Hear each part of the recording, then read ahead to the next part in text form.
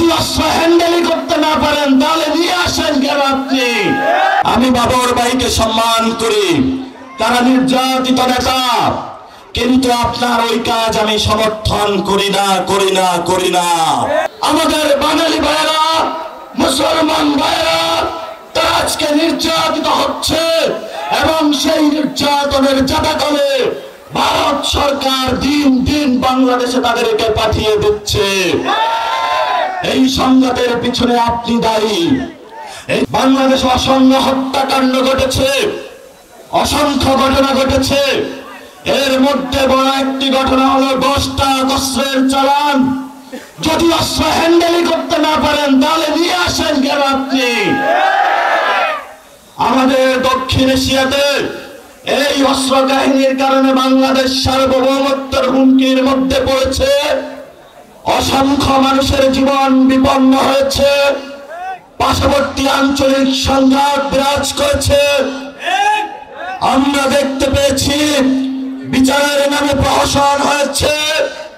আমরা ভবিষ্যৎ বাংলাদেশে যারা সরকারি প্রশাসনে রয়েছেন, রাজনৈতিক চেয়ারে আসবেন, তাদেরকে বলতে চাই ভবিষ্যৎ বাংলাদেশে সার্বভৌমত্বের উপর আঘাত আসে এমন কোন অযাচিত সিদ্ধান্ত আপনারা আর নিবেন না। আমি বাবর ভাইকে সম্মান করি, তারা নির্যাতিত নেতা, কিন্তু আপনার ওই কাজ আমি সমর্থন করি না। কারণ আপনার এই কাজের কারণে বিএনপি ক্ষমতায় আসতে পারে না। হাসিনার মতো একজন খুনি ফ্যাসিস্ট ক্ষমতায় এসেছিল। গত 15 বছরে যারা বিএনপির নেতা কর্মী নির্যাতিত হয়েছিল, আমার ভাইদের উপর রক্ত চালিয়েছিল, গুলি চালিয়েছিল, এর জন্য ইতিহাসের কাঠ গড়ায় আপনিও দায়ী থাকবেন। আমরা শান্তি চাই, আমরা অশান্তি চাই না। বাংলাদেশে যদি কোনো ব্যবস্থা না হয়, সেই ব্যবস্থা সঠিক নিয়মে নিতে হবে।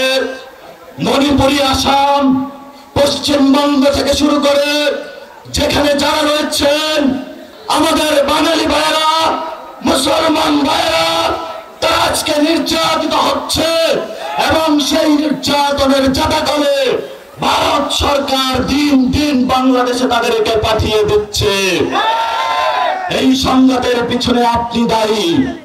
এই জন্য আমরা বাংলাদেশের রাজনৈতিক ব্যক্তি, সচেতন সমাজ সকলকে আহ্বান জানাবো, ভবিষ্যৎ বাংলাদেশে ভারত থেকে, আসাম থেকে, পশ্চিমবঙ্গ থেকে সীমান্ত হত্যা হচ্ছে, মুসলমানদের উপর নিপীড়ন হচ্ছে। বাংলাদেশি বলে, বাঙালি বলে যাদেরকে প্রতিনিয়ত বাংলাদেশে ফেলে দেওয়া হচ্ছে, ইউরোপ সরকারকে বলে আপনি দ্রুত প্রতিবাদ করুন, ইন্টারন্যাশনাল এরিয়ায় উঠুন। আপনি যদি এই প্রতিবাদ লিপি না পাঠাতে পারেন, আপনার লেজিটিমেসি বাংলাদেশের মুসলমান, বাংলাদেশি বাঙালিদেরকে ব্যর্থতার দায় হিসাবে নিরাপত্তার জন্য আপনাকে ইতিহাসের কাঠ গড়ায় দাঁড়াতে হবে। এইমাত্র কোনাবাসী কথা অনেক বলেছি। আমরা শান্তি চাই, আমরা যুদ্ধ চাই না। আমরা মানুষের অধিকার চাই, আমরা মানুষের শান্তি চাই, আমরা মানুষের সাম্য চাই, আমরা মানুষের মানবিক মর্যাদা চাই, আমরা মানুষের ন্যায় বিচার চাই, আমরা নারীদের অধিকার চাই, আমরা আলেমদের অধিকার চাই, আমরা একটি সুন্দর বাংলাদেশ উপহার দিতে চাই। সেই লড়াইয়ে নেত্রকোনাবাসী আমাদের সাথে থাকবেন, বাংলাদেশ আমাদের সাথে থাকবেন। জনতার জয় হবে। ইনকিলাব জিন্দাবাদ।